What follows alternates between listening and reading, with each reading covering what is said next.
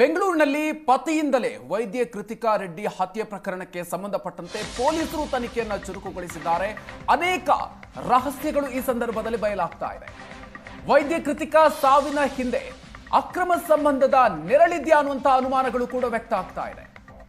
ಮಹೇಂದ್ರ ರೆಡ್ಡಿಗೆ ಬೇರೆ ಯುವತಿಯ ಜೊತೆಗೆ ಸಂಬಂಧ ಇದ್ದ ಶಂಕೆ ವ್ಯಕ್ತ ಆಗ್ತಾ ಇದೆ. ಡಾಕ್ಟರ್ ಕೃತಿಕಾ ರೆಡ್ಡಿಯನ್ನ ನೆನೆದು ಅವರ ಅಕ್ಕ ಲಿಖಿತಾ ಭಾವುಕರಾಗಿದ್ದಾರೆ. ನನ್ನ ತಂಗಿಗೆ ಆತ ಮಾನಸಿಕವಾಗಿ ಹಿಂಸೆಯನ್ನು ಕೊಡ್ತಾ ಇದ್ದ, ಜೊತೆಗೆ ಪೋಸ್ಟ್ ಮಾರ್ಟಮ್ ಸಂದರ್ಭದಲ್ಲೂ ಕೂಡ ಪೋಸ್ಟ್ ಮಾರ್ಟಮ್ ಬೇಡ ಅಂತ ಹೇಳಿದ್ದ ಅನ್ನುವಂಥ ವಿಚಾರವನ್ನು ಕೂಡ ಹೇಳಿದ್ದಾರೆ. ಪೋಸ್ಟ್ ಮಾರ್ಟಮ್ ಮಾಡದಂತೆ ಒತ್ತಡವನ್ನ ಹಾಕಿದ್ರು. ಈಗ ಆತನಿಗೆ ಬೇರೆ ಸಂಬಂಧ ಇರುವಂತ ವಿಚಾರ ಗೊತ್ತಾಗ್ತಾ ಇದೆ ಅಂತ ಹೇಳಿದ್ದಾರೆ. ಮಹೇಂದ್ರಗೆ ಶಿಕ್ಷೆ ಆಗಬೇಕು ಅಂತ ಕೃತಿಕಾ ರೆಡ್ಡಿಯವರ ಅಕ್ಕ ಲಿಖಿತಾ ಅವರು ಹೇಳಿಕೆಯನ್ನು ಕೊಟ್ಟಿದ್ದಾರೆ. ಡಾಕ್ಟರ್ ಕೃತಿಕಾ ಕೊಲೆ ಪ್ರಕರಣಕ್ಕೆ ಸಂಬಂಧಪಟ್ಟಂತೆ ಅವರ ಸಹೋದರಿ ನಿಖಿತಾ ಅವರು ನಮ್ಮ ಜೊತೆಗೆ ಇದ್ದಾರೆ. ಅವ್ರನ್ನ ಮಾತಾಡಿಸ್ತಾ ಹೋಗ್ತೀನಿ. ಫಸ್ಟ್ ಆಫ್ ಆಲ್ ನಮ್ಗೆ ಶಾಕ್ ಆಯಿತು. ನಾನು ಹೇಳ್ದಂಗೆ ಪ್ರೊಪಫಾಲ್ ಏನದು ಡ್ರಗ್ಗು ಅಂತ ನಾನೇ ಗೂಗಲ್ ಮಾಡಬೇಕಾಗಿತ್ತು. Because it is not a common drug to be used. ಅದು ಬರೀ ಆಪರೇಷನ್ ಥಿಯೇಟ್ರಲ್ಲಿ ಯೂಸ್ ಮಾಡೋ ಡ್ರಗ್ ಅದು. ಅಂಥ ಒಂದು ಡ್ರಗ್ನ ತೊಗೊಂಬಂದು ಇವನು ಇಂಜೆಕ್ಟ್ ಮಾಡಿದ್ದಾನೆ ಅಂದರೆ ಇಟ್ ಇಸ್ ವೆರಿ ಶಾಕಿಂಗ್. ಇದೊಂದು ಕೊಲೆ ಅಂತೇಳಿ ಸಣ್ಣ ಅನುಮಾನನೂ ಕೂಡ ಬರಲಿಲ್ವಾ? ಯಾಕಂದ್ರೆ ರಾತ್ರಿ ಮಲಗಿ ಬೆಳಗ್ಗೆ ಅಷ್ಟರಲ್ಲಿ ಅವರು ಸಾವನ್ನಪ್ತಾರೆ.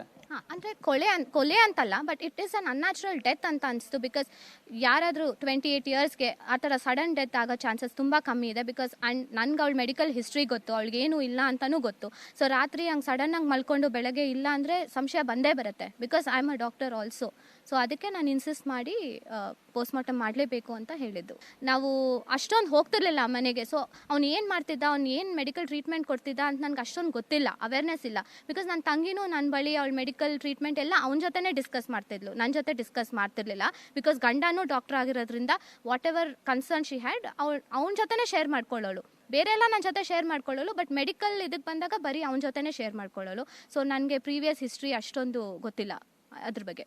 ಹಾಗಾದ್ರೆ ಆ ಡ್ರಗ್ ಯಾವ ರೀತಿಯಾಗಿ ಆತ ಕೊಂಡ್ಕೊಂಡಿದ್ದಾನೆ ಅದ್ರ ಬಗ್ಗೆ ಏನಾದರೂ ತಮಗೆ ಗೊತ್ತಾಗಿದೆಯಾ ಅಂತ? ಅದು ಪೊಲೀಸ್ ತನಿಖೆ ಮಾಡಬೇಕು. ನಾನು ಒಂದು ಹೇಳಕ್ಕೆ ಇಷ್ಟಪಡ್ತೀನಿ, ಆ ಡ್ರಗ್ ಕಾಮನ್ ಆಗಿ ಸಿಗಲ್ಲ ಅದು.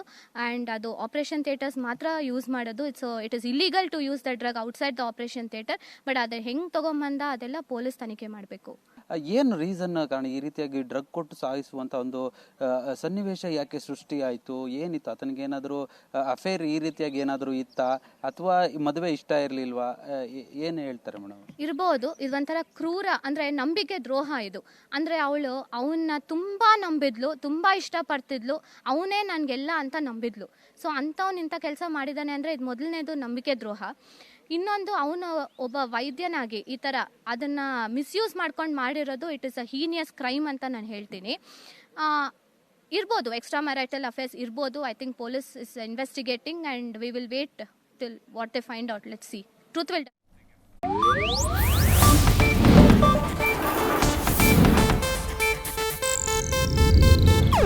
ಇದು ಏಷ್ಯಾನೆಟ್ ನ್ಯೂಸ್ ನೆಟ್ವರ್ಕ್ ಪ್ರಸ್ತುತಿ.